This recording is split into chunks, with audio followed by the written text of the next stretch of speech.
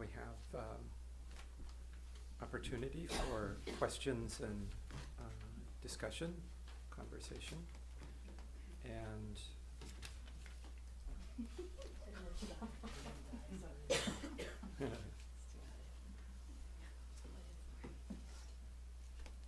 encourage any questions or comments that you have, especially if you're new or newish, and especially if you're thinking, oh no, I shouldn't ask that.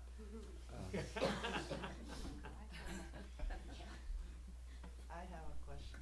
Yes, wonderful. So thank you. During this is my first time. Yes.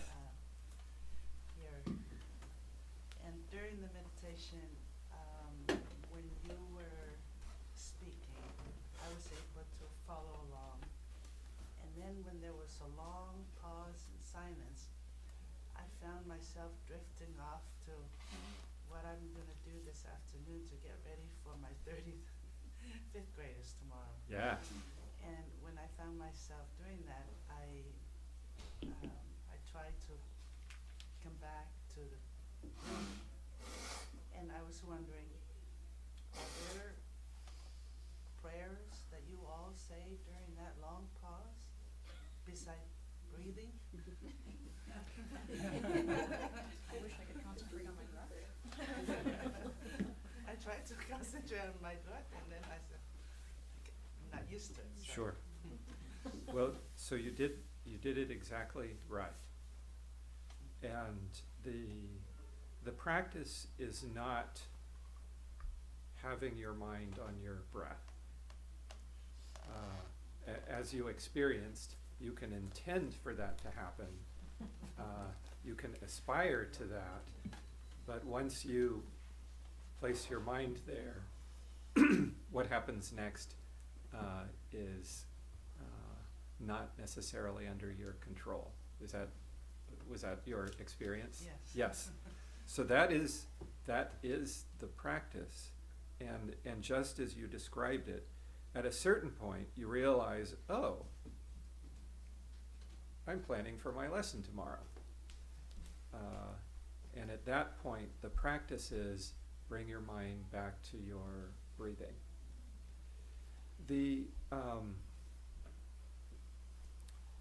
There's sort of three aspects to the calm abiding practice, which is what we intend that you practice while you're doing it. And one is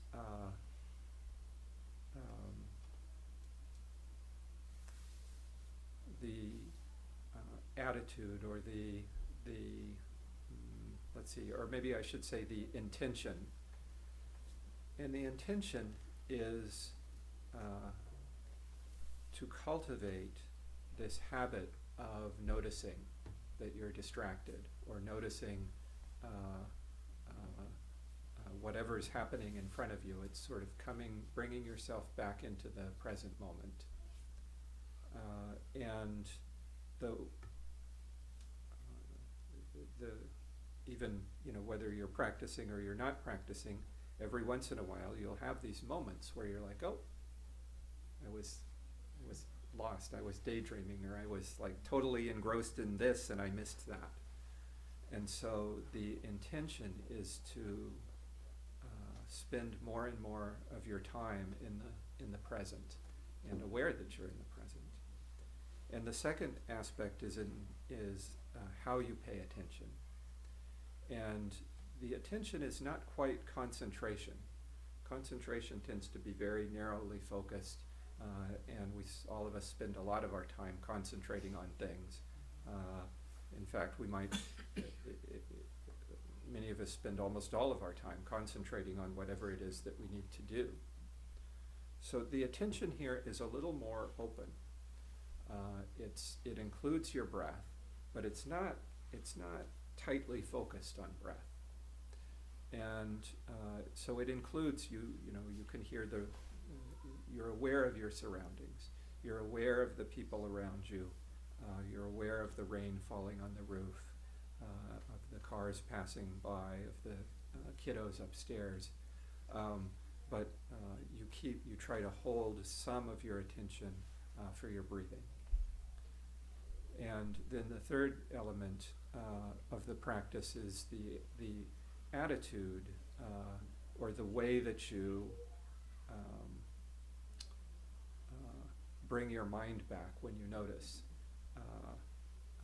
And what you don't want to do is you don't want to think, oh crap, I lost it again. And like, okay, come here, and like really plant your, you can practice that, but it won't be a pleasant experience. And the practice is much more kind. So you have a fifth grader whose attention has wandered, and you say, oh, come back, gently and with kindness, at least the first couple of times. He has a 13-year-old, so he Yeah. speaks from experience.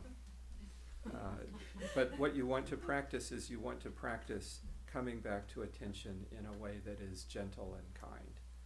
So those are the three elements of the practice. So we do have, this is not the only practice that we do.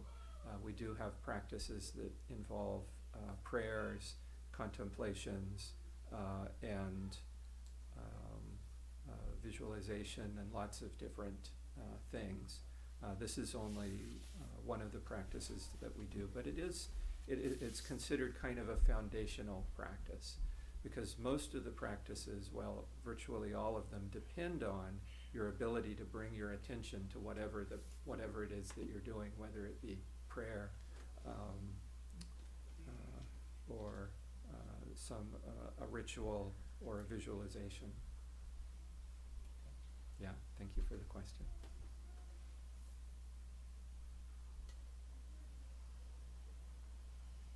Do you want to say anything about that, Sophia?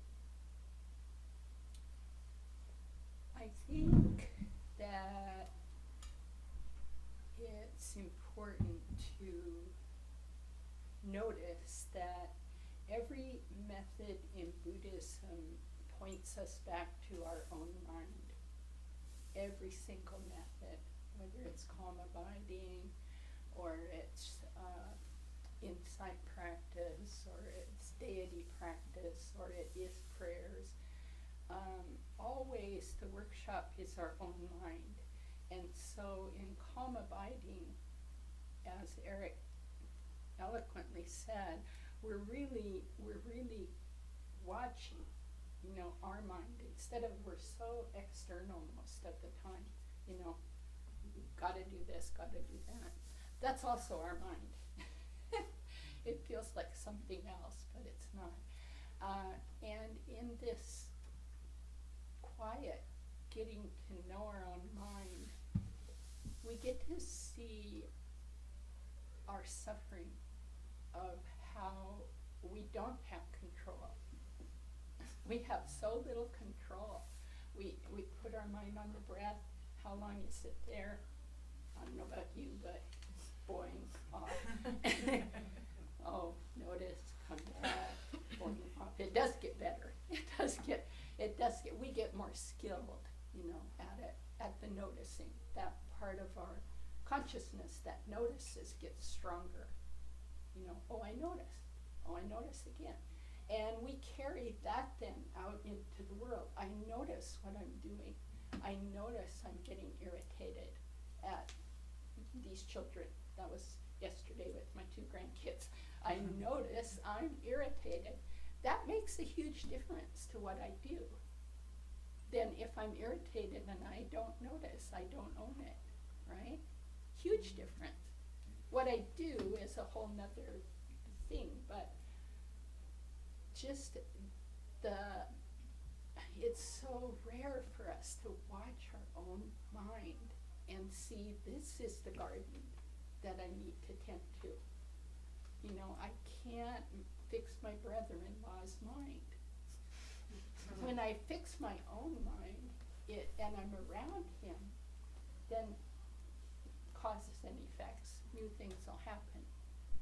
But I always want to get out there and fix his. because then I'll be happy.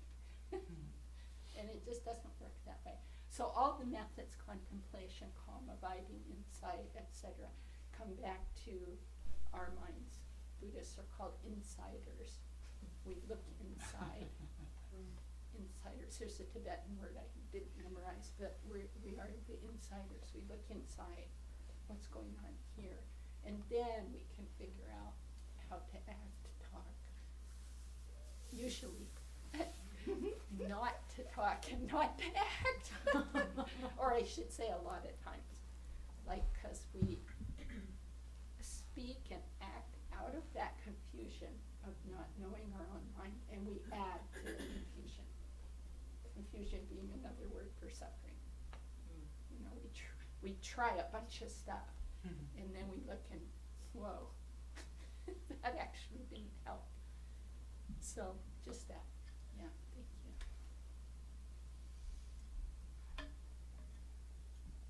I wonder about, this isn't exactly a question, but just, sometimes I think I have a sense of how it works, in this tradition, and maybe also in general to have a body, and then sometimes I'm not so sure. Can you talk about that? Like, how, I mean, it's a lot of being aware of your mind, so, but then there's, so then how does that, so what's the awareness of your, where is that, like on what level does that awareness rest? Or your responsibility to your, like, body. So I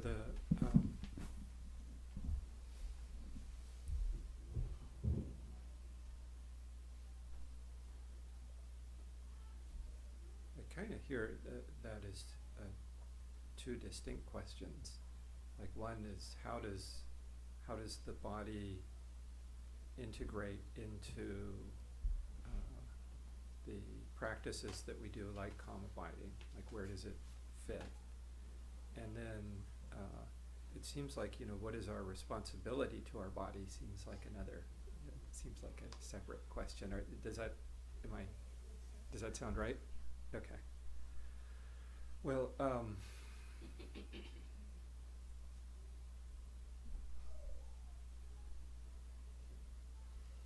really, I see the practice of calm abiding as a practice of coming back to our body.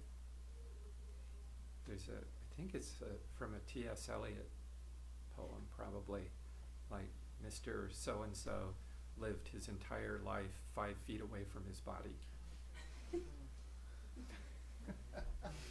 And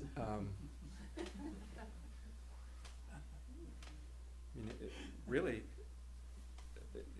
and I can identify with that because I'm really conceptual, really cognitive. And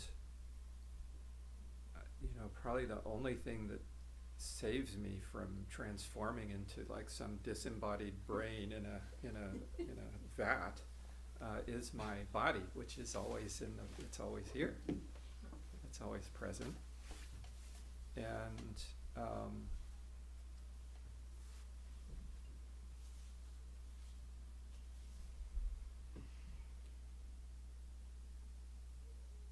so I really feel like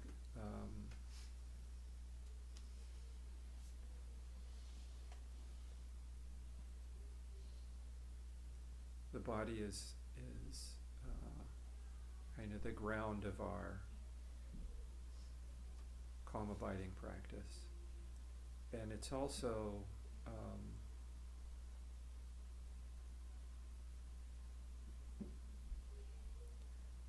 it's really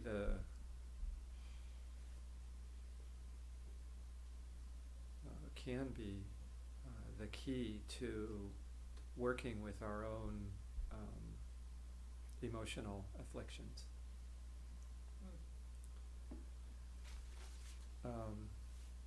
As Sopa alluded to, usually when stuff happens, we just take it for granted that of course this is real and that person's a jerk and I'm angry and I have a right to be angry, and kind of all of this stuff. The calm abiding practice teaches us to notice actually we have a bigger part in creating these situations than we maybe realize. But if one is to really work with afflictive emotions, you need a way, you need a practice or a method that's something other than just doing this, kind of repeating these difficult patterns or difficult arguments or difficult interactions, just doing them over and over again. And probably the most potent and accessible way of working with afflictive emotions is to pay attention to what's happening in the body first.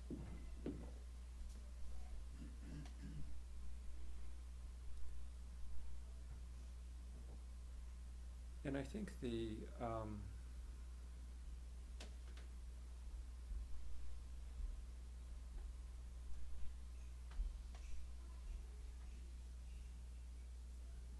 other thing that was alluded to in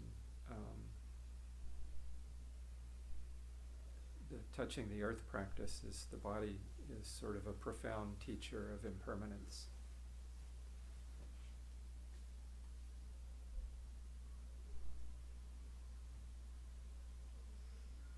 So teaching us how to inhabit the present moment, giving us a way to start working with afflictive emotions, and then providing a powerful and inescapable teaching on impermanence. That's pretty good. That's pretty good. And I think what is our responsibility to our body?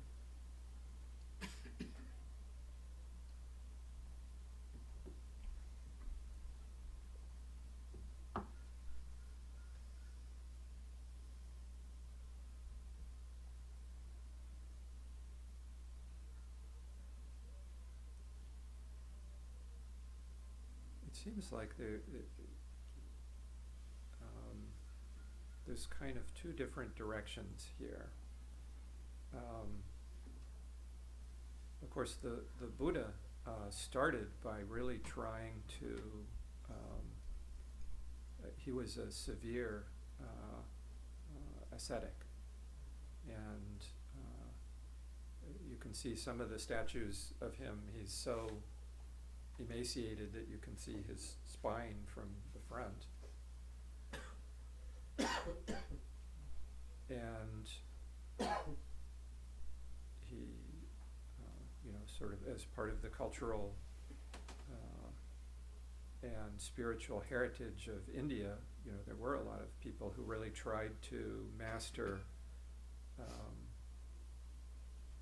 their bodies through these extreme practices.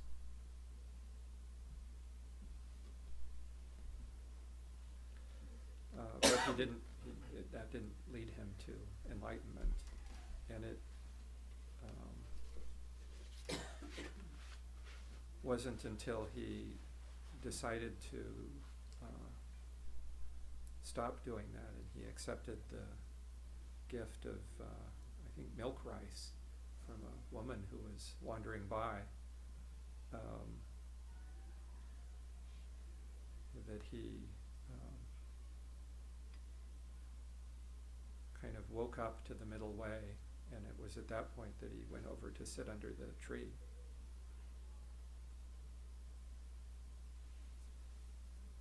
So I think there are a number of Buddhist practices that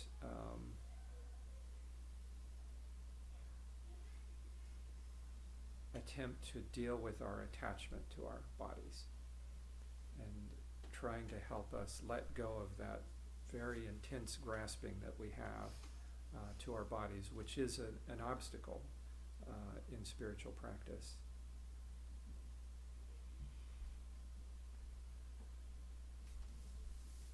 But our bodies, our bodies, our actual bodies, I feel like the teachings are, that they're to be cherished and cared for. Not the attachment to them. We have to be harsh with that. But the body itself should be treated with respect and care and love. And not just our bodies, but everybody's.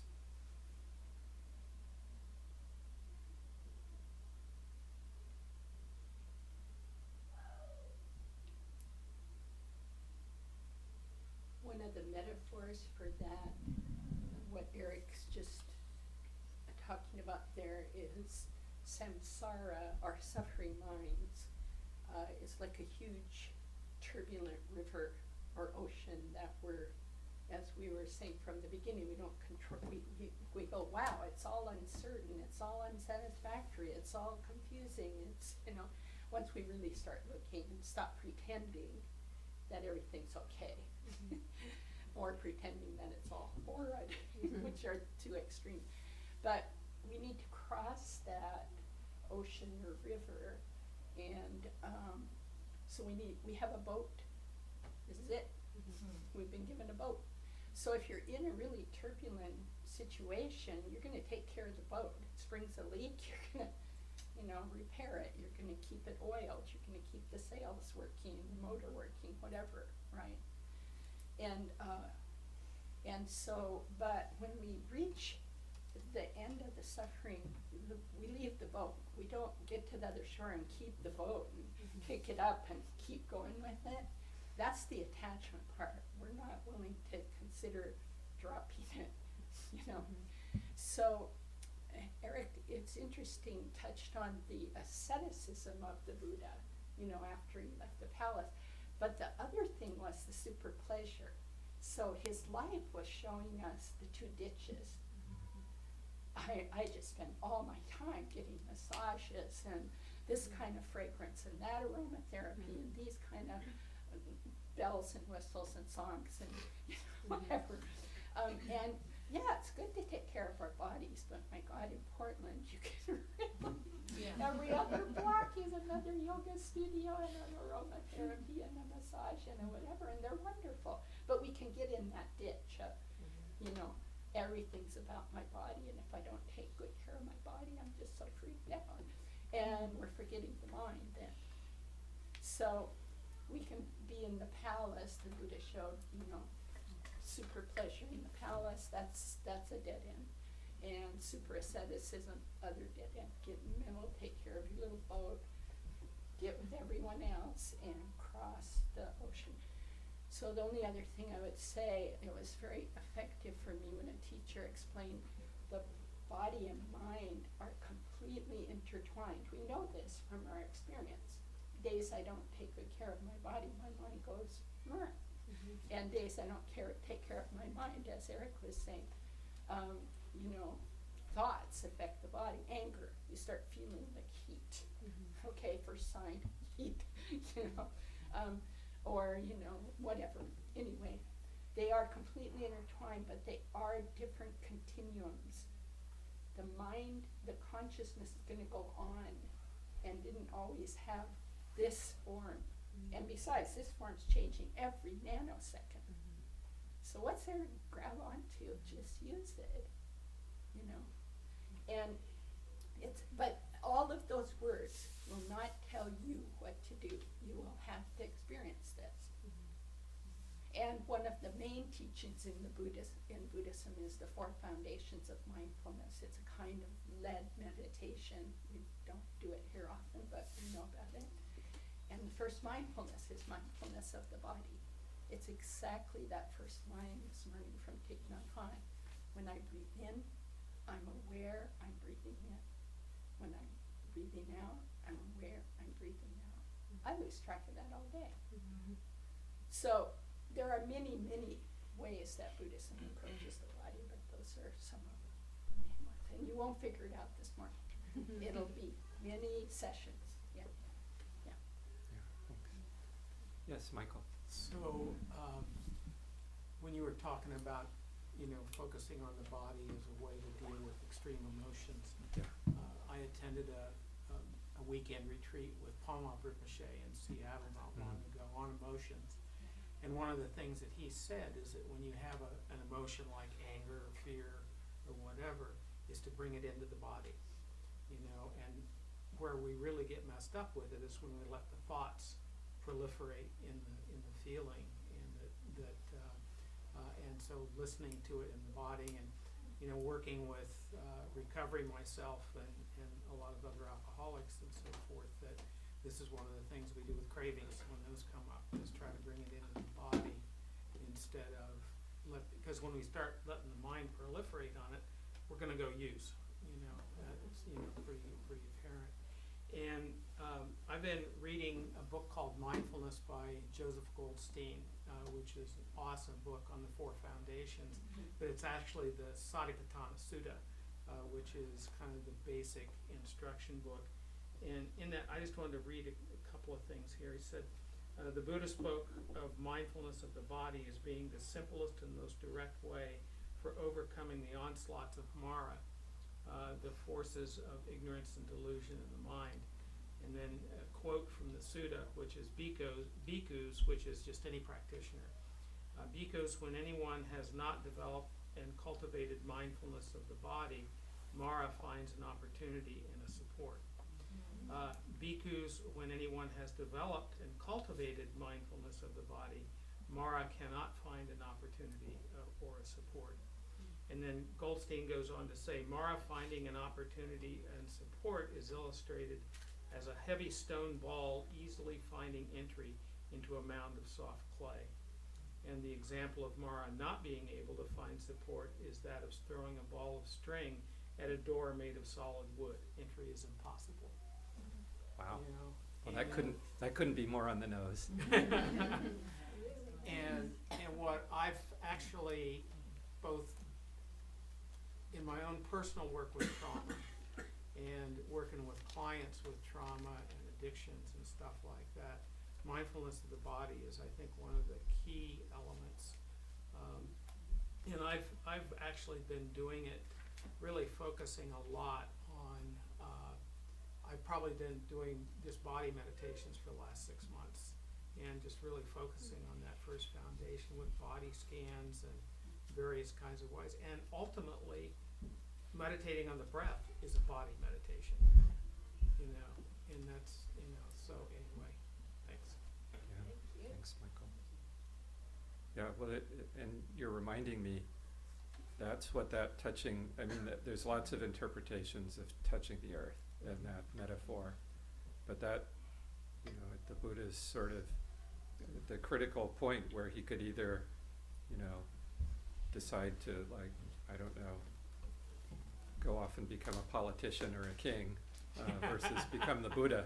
It was touching the earth with his body and forming that physical connection that helped him make the right choice, at least from our perspective. Yes, Michael. Can we experience anything without the body? The question is, can we experience anything without the body? So far. I think it's worth just sitting with that question for a moment.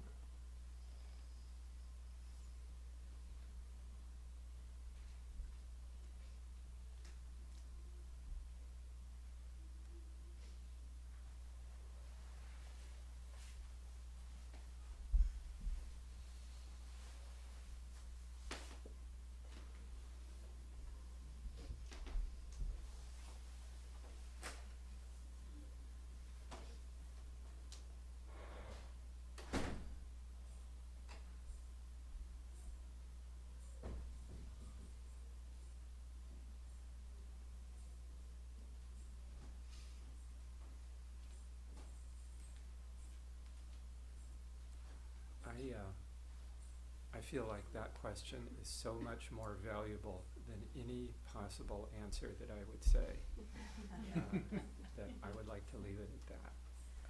Zopa is welcome to offer something, but Yeah, I think it's a great contemplation, and I would just, a corollary contemplation came up to my mind, which is, once I leave the body, that same question. We are gonna be, not we, body's gonna let go. What's gonna leave the body? That, just stay with those questions. What's gonna leave? So that was basically when the body drops. So your question, exquisite, can we experience anything without the body? When the body ends, shall we say, I don't even know the word for it, but when we die. Just, what comes next? yeah. I think we need to be very, very, very careful that in contemplating that, we don't conceptualize anything. Yes, exactly, and it would be conceptualizing unless we remember our past deaths. And it gets into a much bigger thing of rebirth and such, but kind of that curiosity rose in me. Thank you.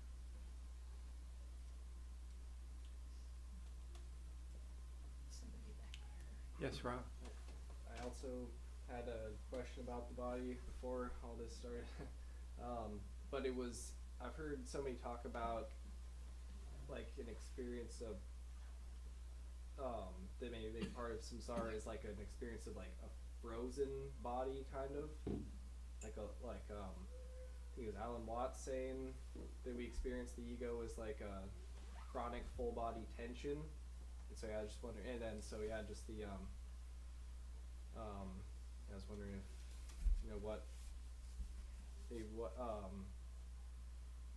the importance of just relaxing the body, or how often the body is very tense. Yeah, so I'm going to repeat the question for the streaming.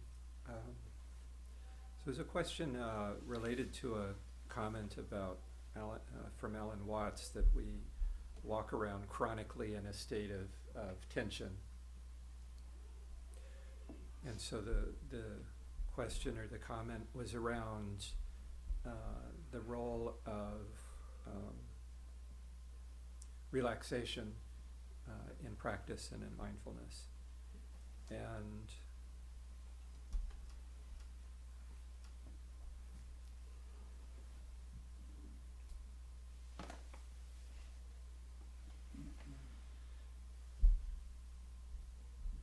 I mean, of course, you're right. The longer you sit, the more you realize how much tension you do carry around without really noticing it.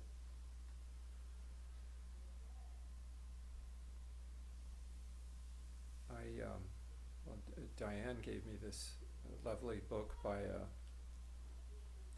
neuropsychologist who's an expert in biofeedback and neurofeedback. And he has an excellent sort of dissertation on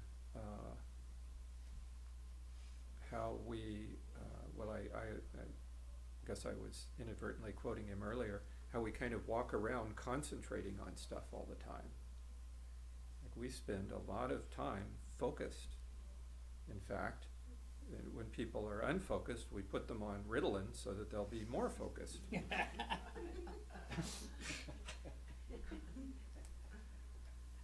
And he makes the case that tendency to focus on things is a valuable tool, skill, but it's not the only thing that our brains and our bodies are designed for. And he said he thinks that this habit of constantly focusing our minds causes us to walk around in a state of tension, because when you concentrate, you are in a state of tension. You can you just concentrate on something and then look at what's happening in your body. And his book is about how to use one's, well, he calls it open focus awareness, and he tries to teach people to, instead of using their awareness as sort of a laser beam, to use it as a much more open and kind of spread around thing. And he teaches people to become aware of the space around them and also the space within them. And he uses that to help them work with their chronic pain.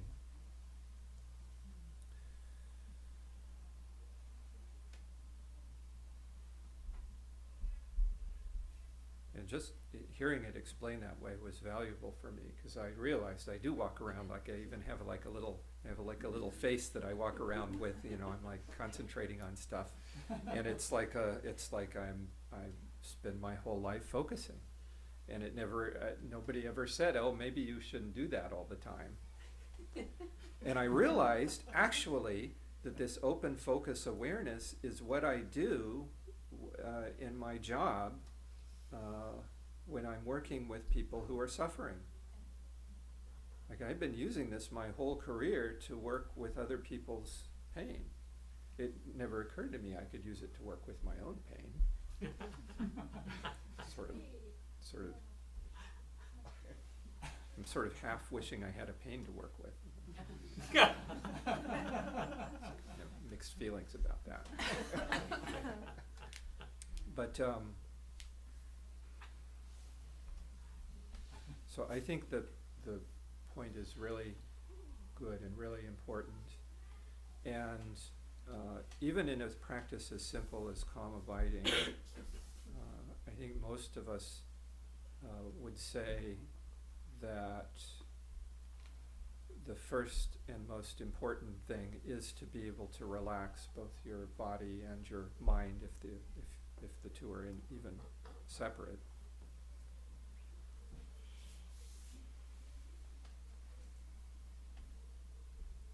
And that for most of us, it's achieving a greater and greater state of relaxation and calm abiding is really the way to deepen the practice. So yeah, thank you. Do you want to say anything, Susan? Just that I heard from a teacher that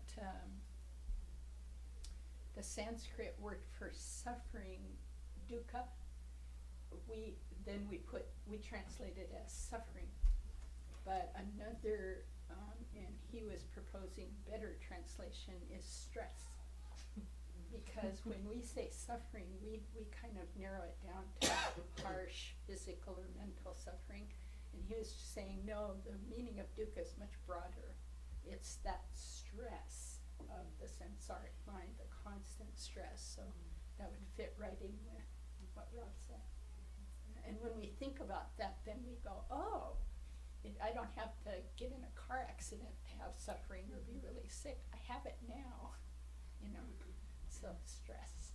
Ringo Toko called it pervasive dissatisfaction.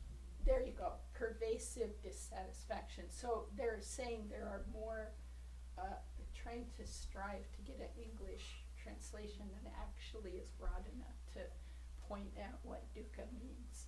Yeah. It's all three kinds of stuff. Yeah.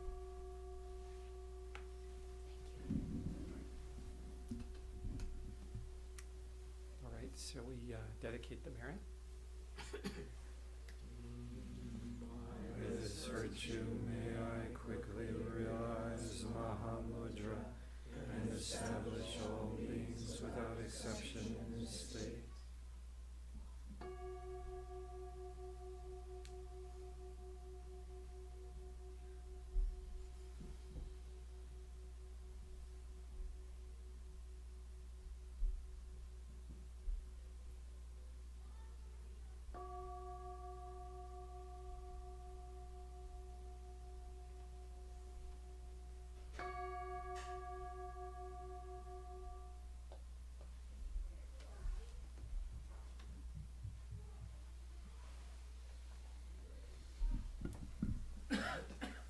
Thanks, everybody. Have a great Sunday. Debbie dying a second. Oh, yeah.